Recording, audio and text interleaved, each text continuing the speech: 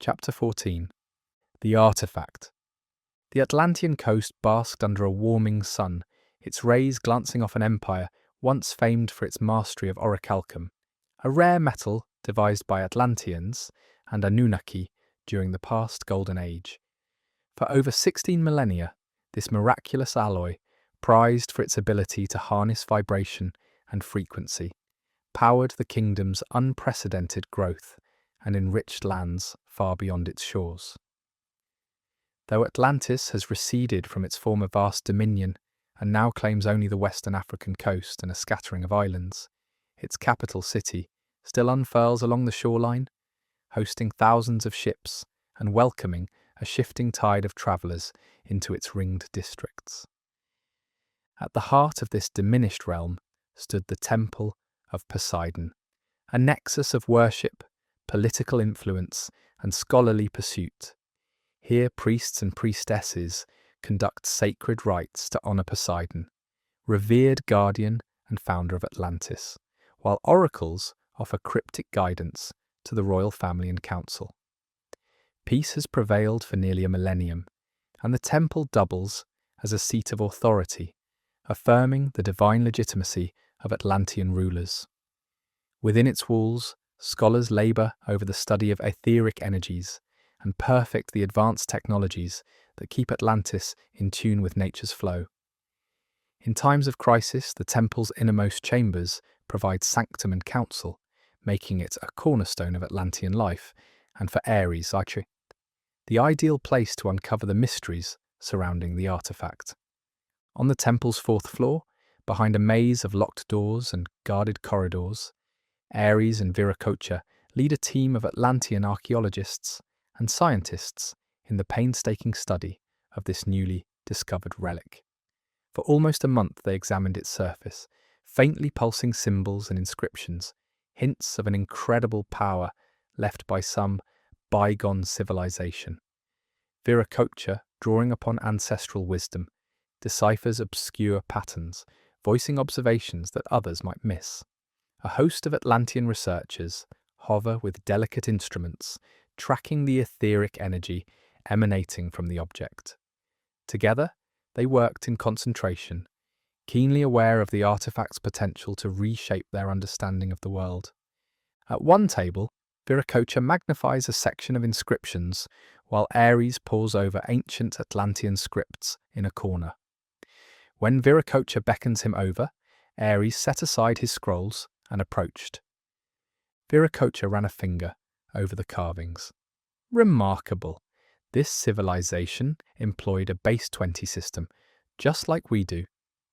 Ares leant in, scrutinizing the symbols. A base 20? So they counted in 20s? Precisely, Viracocha replied. They used distinct symbols for each number up to 19. At 20, they shifted to a new mark. 40 was 2 of those marks, 60 was 3, and so on. Just like Atlantean math. Ares raised an eyebrow. We only adopted that numbering system about 3,000 years ago. Natural instinct usually favours 10, given our fingers. Yet this shows their mathematical insight must have been quite sophisticated. There is always a debate over which numerical system works best. Sumer uses a base 12, for example. They pride themselves on how this helps them solve complex mathematical equations.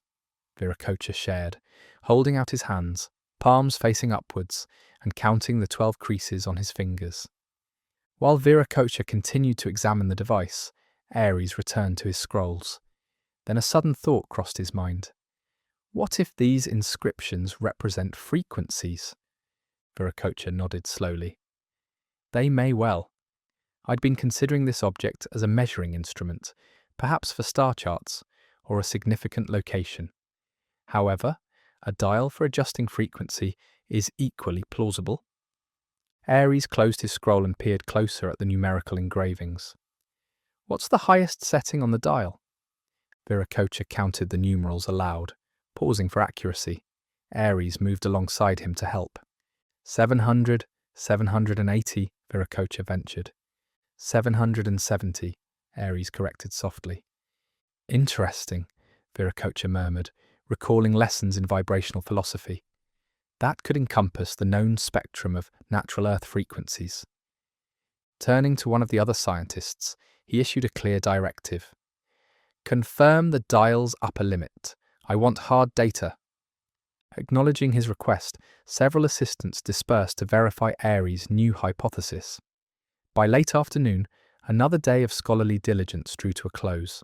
For 2 weeks, Ares and Viracocha had been the first to arrive each morning and the last to depart at night, unwavering in their commitment to unravelling the relic's secrets.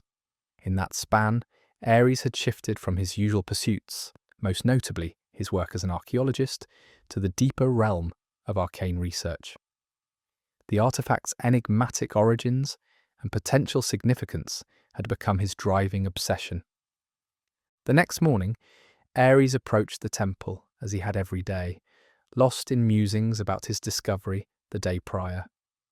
He was drawn from his thoughts by the sight of Poseidion, waiting for him outside the grand entrance. Ares, the ruler greeted with measured warmth. I trust the research progresses. Pardon the early visit. I've just finished observing Aurora Salvea, referring to the annual solstice ritual known as the blessing from the dawn. I come here to commune with my ancestors, reflecting on how they, too, once performed this practice. Ares, momentarily taken aback, composed himself. It is indeed a time for introspection, especially now, when we suspect the golden age is fading.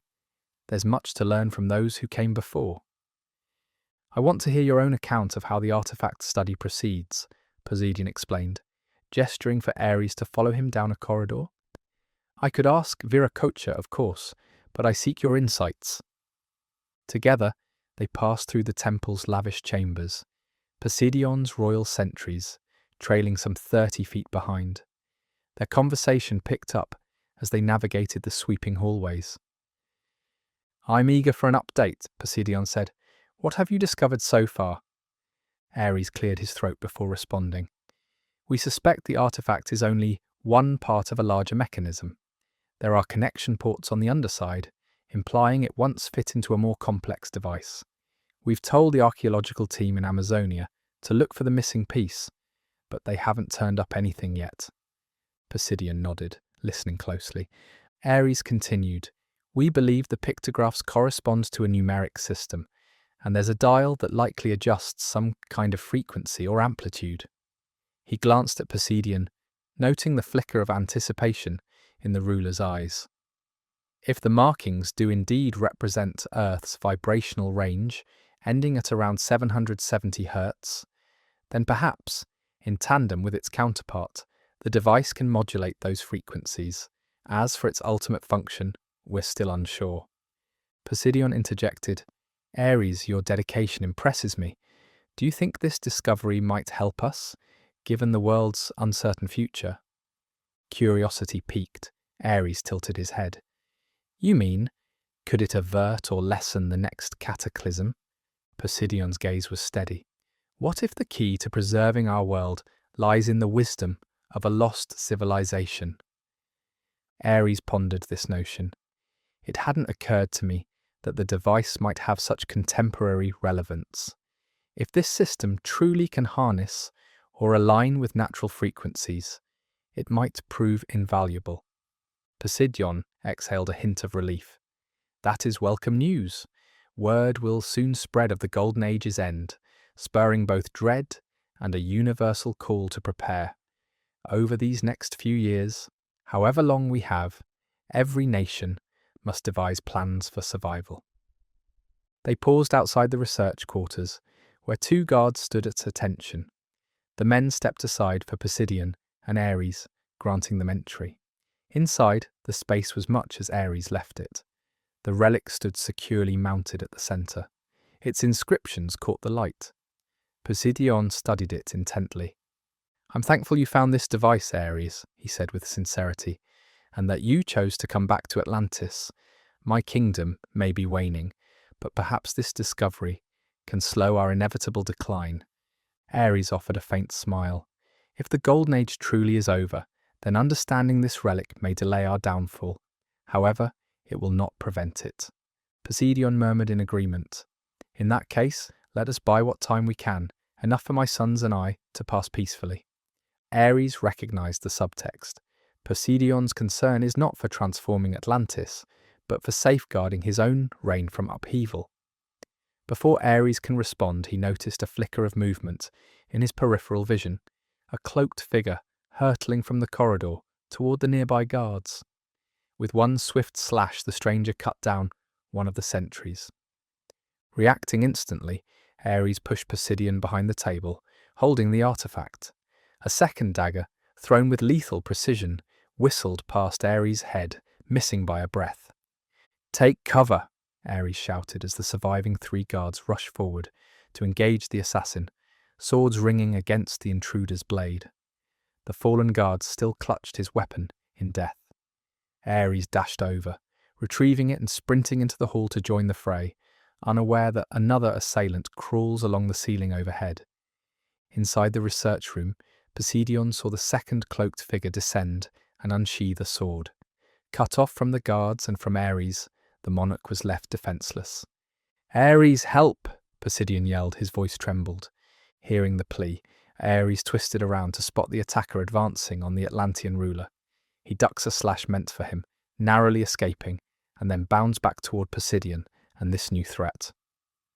Meanwhile, in the corridor, the 3 remaining guards battled the masked figure.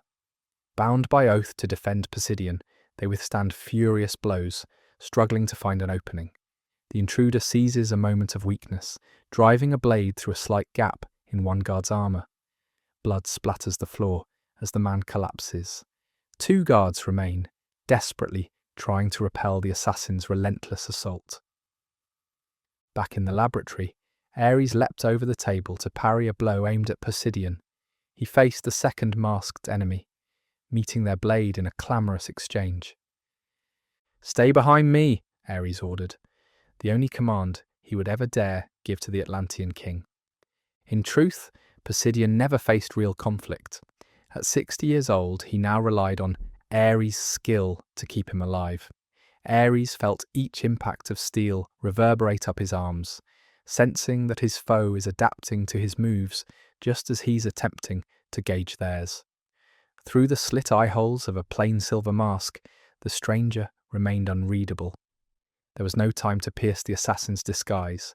He was forced to stay fully engaged to prevent Poseidon's demise. Down the hall, the other guards continued their grim struggle. Another soldier fell beneath the masked fighter's blade.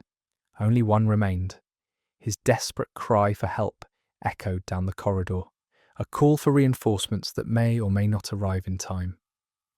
Back in the laboratory, Ares positioned himself in front of Poseidon, parrying each blow dealt by his adversary. They staggered across tables and workstations in a tense close-quarters struggle. Dressed in little more than his academic attire, Ares cursed his lack of foresight, for he rarely needed full armour in daily life, so he had never chosen to wear it while conducting research. His opponent, however, was shrouded in full protective gear, giving them the advantage. Even if Ares managed to land a strike, it might not penetrate enough to deal a mortal blow. A sudden chilling sound from the corridor interrupted their deadly dance. The last guard, a loyal soldier, had just been felled. His head was severed in one swift motion by the other assassin. Ares glanced toward the doorway, dread gripping him at the realization they were now outnumbered. His eyes darted to a nearby window, 3 stories above the ground. It was a long drop, yet he weighed that risk against remaining here at the mercy of 2 skilled killers. Deflecting another flurry of sword clashes, Ares spotted an opening. He kicked a chair at his assailant, breaking off their relentless momentum and sending the masked figure stumbling. In the same breath, he hurled a table into the stained glass window. Shards of mosaic glass exploded outward, revealing a sudden escape route. "Poseidon, you have to jump," Ares yelled. "Stay and you'll die. I'll hold them off, get help, then I'll follow." Poseidon, terrified, hesitated only a moment before dashing toward the shattered window. Just as he reached the ledge, the second assassin, lurking near the door, drew a throwing dagger in one smooth motion. With a lethal flick of his wrist, the blade sank into Poseidon's abdomen, pitching him violently to the floor. Too far from the window to escape. Alarmed, Ares fought to defend Poseidon from the attacker. In a brutal exchange, a heavy punch knocked Ares back, and another sword swing nicked his arm, sending his own weapon skittering across the floor. Reeling from pain, Ares dove over a nearby workstation to evade any additional blows. Clutching the hilt of the dagger lodged in his gut, Poseidon gasped. Blood seeped through his fingers as the assassin dragged him upright. "Where is the artifact?" the masked intruder demanded, their voice echoing from behind the impassive mask. Poseidon's eyes flicked toward the relic, still mounted in the center of the room. With a swift thrust of his blade, the assassin struck Poseidon a second time. This blow was fatal. The Atlantean king collapsed, and the killer stabbed him once more, driving the sword into his skull. "No Atlantean technology will revive you or your line," they sneered, as they withdrew their blade from the king's lifeless body. Ares scrambled upright, now alone with two assassins and Poseidon's corpse. He spotted an iron bar across the room. It was far from ideal, but better than nothing. His mind raced. Perhaps he could fend them off just long enough to leap from the third-story window and reach the safety of the palace grounds. Suddenly the sound of heavy boots echoed from the stairwell. A dozen or more Atlantean sentries burst into the hallway. Their commander barked orders as they rushed toward the laboratory with their weapons raised. The assassin, nearest the artifact, seized it in one smooth motion. "They'll pursue us, brother," she shouts, turning to face the reinforcements. "Go, I'll meet you at the Eclipse Gate," the other assassin replied as they moved to block the hall. Clutching the relic, the first intruder sprang toward the shattered window. Ares lunged to stop them. He swung the iron bar. The assassin deftly deflected the blow, kicking Ares aside. Ares tumbled near his discarded sword. He grabbed it and sprang to his feet. In a swift motion, Ares prepared for another attack. However, the assassin vaulted out of the broken window with the relic in hand. Ares glanced over his shoulder at the oncoming guards. One assassin still remained to fight them off, but the artifact was slipping away. With a final glance at Poseidon's body, Ares made his choice. He couldn't let the relic vanish. Rushing to the window, he leapt out in pursuit. He landed in the palace gardens below, rolling over shattered glass and the remains of an upended desk. Startled onlookers cried out at his sudden appearance. Scanning frantically, he lost sight of them. A moment later, the assassin lunged at Ares with renewed fury. Ares met the onslaught, his sword clanging against the assassin's blade. His scholarly robes were torn, and his arms trembled from strenuous combat. He sidestepped quickly, nearly knocking over a large decorative ornament. People screamed and scattered, tangling themselves in the assassin's path. For a moment, Ares lost sight of his foe. The masked figure emerged again, forcing Ares backward toward a fountain. Gritting his teeth, Ares feigned a stumble, hoping to lure the assassin close. Just as planned, the assassin lunged. Ares kicked out and knocked them to the ground. Yet the attacker recovered unnervingly fast, slipping back into the crowd before Ares could deliver a finishing strike. A glint caught Ares' eye. The shimmering surface of the relic clutched in the assassin's grip. They vaulted a low hedge and broke into a sprint, heading for the street beyond the palace gates. Ares didn't hesitate. He lunged over the hedge in pursuit, doggedly chasing the fleeing figure into the bustling avenues of Atlantis. Behind them, the palace courtyard began to fill with Atlantean soldiers, who sealed off the exits. Atheros himself commanded the outer perimeter, his voice booming with urgent orders. "Hold the lines! No one leaves without my permission. That relic is far too dangerous." Within the palace, Carlion led a separate contingent, determined to corner the second assassin before they could do more harm.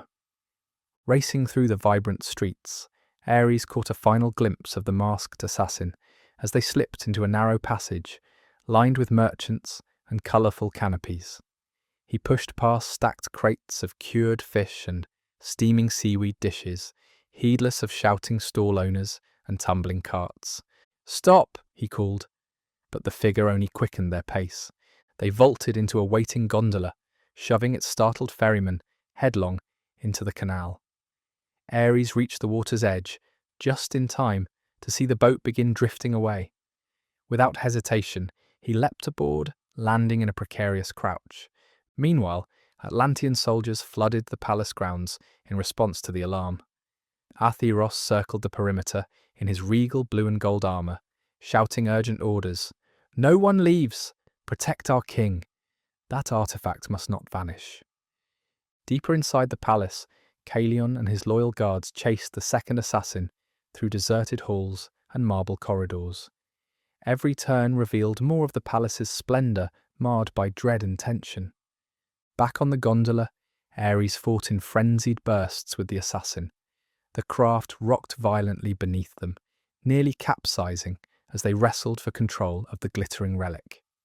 When the killer aimed a dagger at Ares, he managed to bat the blade overboard, only to be shoved backward in the process.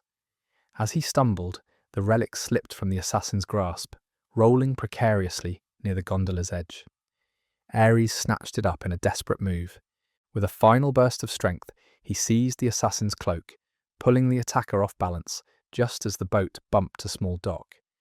A horn blared in the distance, cargo ships preparing to depart. In one swift motion, the assassin tore free, reclaimed the relic, and vaulted onto the dock. Ares scrambled after them and tumbled onto the planks. Ahead lay a tall-masted ship, lit by alchemical flame. Panting, Ares forced himself upright, his heart pounding. He couldn't let them sail away with a prize that might decide the fate of Atlantis. Inside the palace, Caelion and his men cornered the second assassin in a dazzling ballroom lit by countless crystal shards. The clash was immediate and vicious. 2 guards fell almost at once. Caelion roared his fury, exchanging relentless blows with his opponent, whose twin blades lashed out like black lightning. Though the assassin's speed was uncanny, Caelion and his soldiers fought with grim resolve. A carefully timed spear strike pierced the assassin's leg, forcing him to one knee. Another soldier pinned the assassin's arm with a blade. Caelion advanced. His vision was blurred by blood from a deep slash that had carved across his left eye. He ripped away the intruder's mask, revealing a young man's scarred jaw. "You'll die for this," Caelion hissed, raising his sword. The assassin bared his teeth in a final defiant grin. "The relic is gone." Before Caelion could respond, his soldiers' weapons found the assassin's heart.